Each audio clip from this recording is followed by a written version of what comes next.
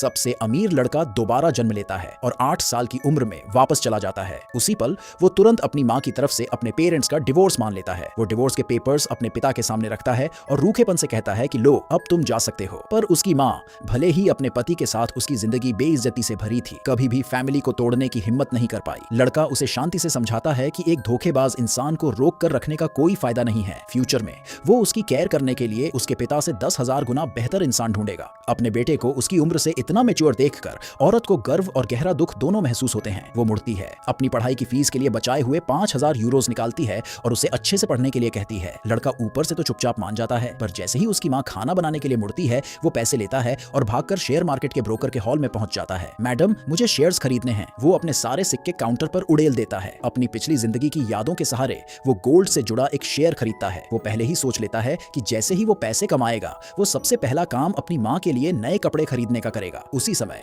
Company का CEO भी hall में आता है। वो लड़के को देखता है, फिर उसके हाथ में शेयर के कोट को देखता है और उसे प्यार से सलाह देता है, इस शेयर का कोई खास फ्यूचर नहीं है। लड़का आराम से जवाब देता है, ये शेयर पक्का ऊपर जाएगा। सीईओ तब उसे एक बेहतर शेयर रिकमेंड करने का ऑफर देता है, पर लड़का जो दूसरी जिंदगी जी रहा है, पहले से ही हर शेयर की किस्मत जानता है। हालांकि उसे लगता है कि सीईओ बहुत ही अच्छा, अमीर और एलिगेंट इंसान है। उसे अचानक एक आइडिया आता है, न सिर्फ ये शेयर ऊपर जाएगा बल्कि ये लगातार 10 दिनों तक ऊपर जाएगा। अगर आपको मुझ पर यकीन नहीं है तो अगर ये सच में ऊपर गया तो आपको मेरी माँ से शादी करनी पड़ेगी और उसे एक अमीर फैमिली की मालकिन बनाना पड़ेगा। बगल में खड़ा असिस्टेंट लड़के को डांटता है और उसे अपनी जुबान संभाल कर बात करने को कहता है, पर सीईओ वो शर्त मान लेता है।